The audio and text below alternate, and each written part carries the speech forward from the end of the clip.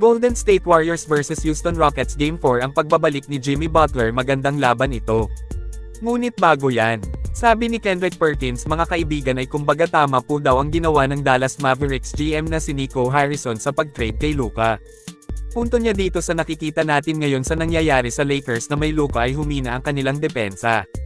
Kung ikukumpara mo nga daw si Luka kay Anthony Edwards ay mas magaling pa nga daw si Ant-Man kesa kay Luka. Better all-around player daw po si Ant, may malakas na opensa na may matibay pa na depensa. Kayong mga kaibigan, sang-ayon ba kayo sa sinabi ni Kendrick Perkins na mas magaling pa si Luka kay Ant? Mag-comment lang po. Anthony Edwards is built different. Anthony Edwards is a better all-around basketball player than Luka Doncic. Ngayon ay isingit din natin ang Game 4 playoff series matchup sa pagitan ng Cleveland Cavaliers kontra ang dating kupunan ni Jimmy Butler na Miami Heat. 3-0 po ang serye dito at pabor sa Cavs, ibig sabihin isang talo na lang ng Heat ay bakasyon na sila sa Bora. So first quarter pa lang ay tambak na agad ang inabot ng home team sa visiting team, mga kaibigan. Grabe, nagmistulang depensa ng mga bata lang ang depensa ng Miami sa lakas ng mga opens ang atake na pinapakawala ng Cleveland. Kahit anong gawin na adjustment ni Coach Eric ay hindi nagiging epektibo dahil sa sobrang lakas ng Cavs. Sa pagpapatuloy ay tuloy po ang init ng Cavs hanggang sa nagtapos po ang laban ay nag-e-enjoy lang talaga ang visiting team. Halos hindi makahinga ang buong Heat sa kakahabol sa lamang ng Cleveland. Tambak malala po ang Miami na sweep po sila. Abanti na ngayon ang Cleveland Cavaliers sa second round ng playoffs. Kayong mga kaibigan, ano ang masasabi nyo tungkol sa Cavs ngayon? Mag-comment lang. Samantala dito na tayo sa Game 4 ng Warriors vs Rockets, balik line-up si Jimmy Buckets. Maganda ito para sa Dubs, so nag-iba ng starting 5 line-up si Steve Kerr, instead of Moses Moody ay ipinalit niya si Hield.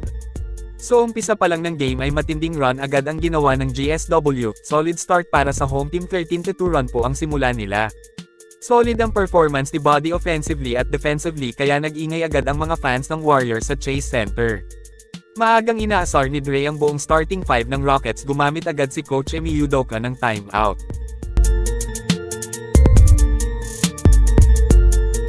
Pagkatapos ng timeout ay gumawa ng counter ang visiting team, pumapalag talaga sila. Dahilan para baba na lang sa 2 points ang lamang ng gold-blooded sa pagtatapos ng first quarter. Sa second quarter, mga kaibigan, ay naibaliktad po ng Houston Rockets ang momentum sa laro, total team effort ang ginawa nila, umiingay na si Jalen Green. Dahilan para lumamang na ang Houston ng 7 points sa pagtatapos ng second quarter. Sa third quarter ng game ay napakainit na bawing umpisa dito ang ginawa ng GSW, pako sa 57 points ang Rockets. Grabe, 13-0 run ang ginawa nila. Stephen Curry at Jimmy Butler, umiinit na lobo, na sa double digit ang lamang ng Warriors. Pero bahagyang nakakasagot pa rin ang Houston, lamang lang ng 2 points ang Dubs sa pagtatapos ng third quarter.